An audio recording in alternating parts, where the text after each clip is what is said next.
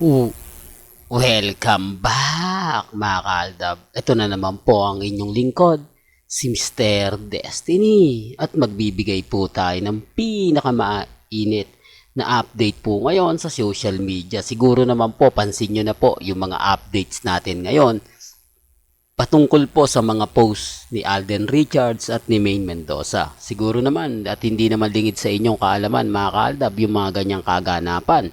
Hindi po ba? Ako mga kaaldab, nire-remind ko lang po kayo Dito po sa mga ina-update ni Mengay, nahuhuli na po natin kung anong ibig niyang sabihin, di po ba? Bakit puro legit dabbercads ang kanyang pinupost araw-araw? Kapag ka nasa E80 siya, tapos ang post naman ni Alden, paiba-iba mga kaaldab, work niya, especially yung family niya, di po ba? Nakakatawan, mga post ng ganito na talagang, kumbaga nakakatuwang panoorin, nakakatuwang pagmasdan. Pero gaya ng sinabi ko mga kaaldab, wala pong pilitan sa ina-update ko. May kanya-kanya po tayong opinyon, may kanya-kanya po tayong paniniwala. Ang sa akin lang naman po, binibigyan ko lang po kayo ng mga kaganapan, binibigyan ko lang po kayo ng update. Depende na lang po yan sa mga sa mapapanood po ninyo, makikita ninyo, mga kwento na kung saan nga po talaga mapapaisip po kayo.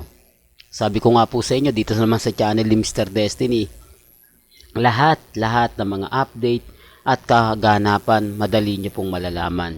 Madali nyong makukuha. Yan po ang isa sa kagandahan nyo po sa channel ni Mr. Destiny. 101% updated tayo. Bukod dito sa post ni Mengay, wala na po kayong makikita pang update sa kanyang Instagram. Na nakakatuwa lang po kasi kahit papano umaayon ngayong weekend at pumapabor po na naman po sa atin. Sabi ko nga po sa inyo, hanggat walang ina-update si Mengay patungkol po kay Congressman Spotted, chill lang tayo.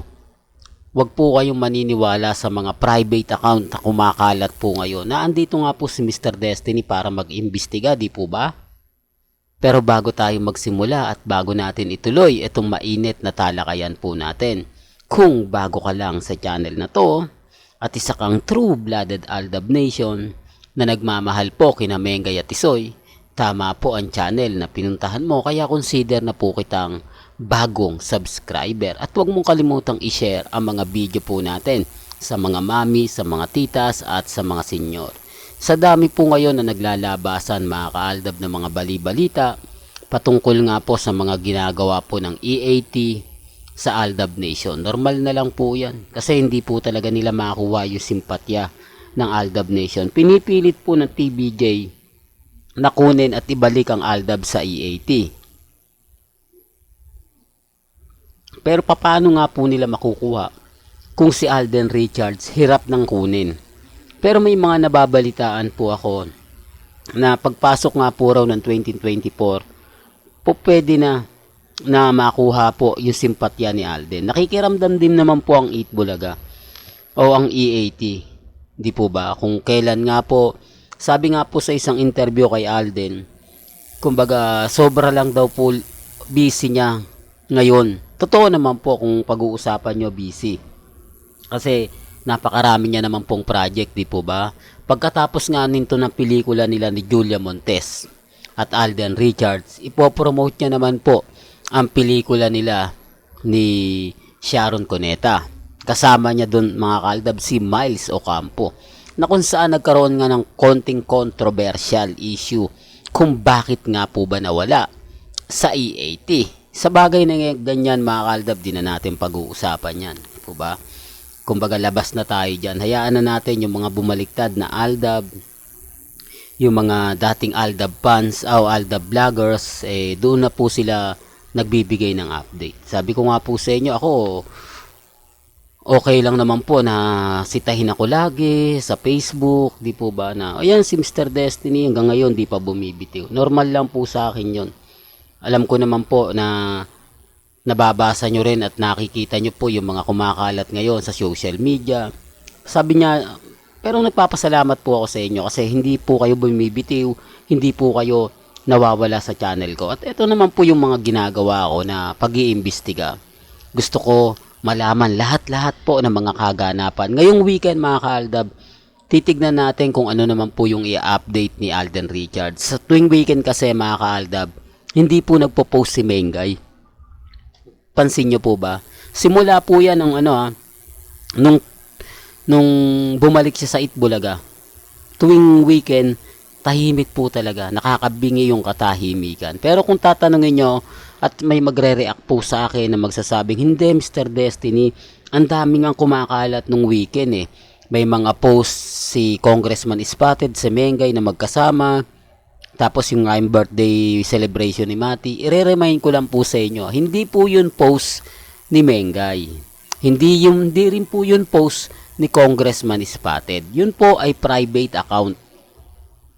Lahat po ng nakikita ninyo, nababasa, napapakinggan sa social media, hindi po yun sila Mengay at si Congressman Spotted.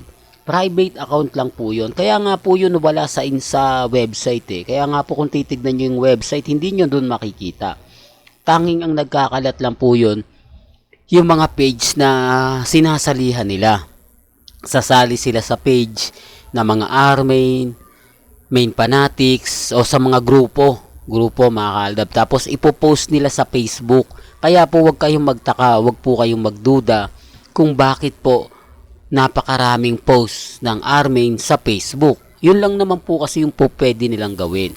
Yun lang naman po kasi yung po pwede nilang kumbaga i-update. Siyempre, kumbaga Armain ka eh, may nag-post doon, nakita mo, hindi po ba, hindi mo naman alam kung sino yon.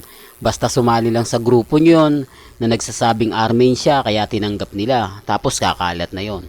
Diba? Pero yun, isang post lang. Wala na pong ibang mga post na kumakalat pa. Yung iba gumagawa-gawa na lang. Kaya normal lang po yun. Di po ba? At least alam po ninyo. Sabi ko nga po sa inyo, dito sa channel ni Mr. Destiny, 101% updated po kayo. Ano man po yung mga nababasa ninyo, ano man po yung napapakinggan, napapanood po ninyo, normal lang po yan. Lalo na po ngayon na talagang napakarami ang gustong pabagsakin ng Aldab. Pero hindi tayo matinag-tinag. Pansin nyo po ba na parang sinisira na nga po raw yung Aldab ng E80. Okay lang yan. Normal lang po para sa akin yan. Di na po ako nagre-react dyan kasi alam naman po natin yun eh. Basta ang update lang po, gusto natin malaman kung ano na nga po ba yung latest kay Mengay, ano na nga po ba yung latest update kay Tisoy. Yan lang po yung ibabato ko. Well, hanggang dito na lang po yung updates natin ha. Kaya kung gusto nyo pa po ng pinaka-latest at mga sariwang balita, ay tutok lang po kayo dito po sa channel ni Mr. Destiny para updated po kayo sa mga bagong video po na ilalabas po natin maya-maya lang. At huwag niyong kalimutang i-share yung mga video po natin sa mga mami, sa mga titas at sa mga senyor. Hanggang sa muli, salamat po sa panonood at pakikinig.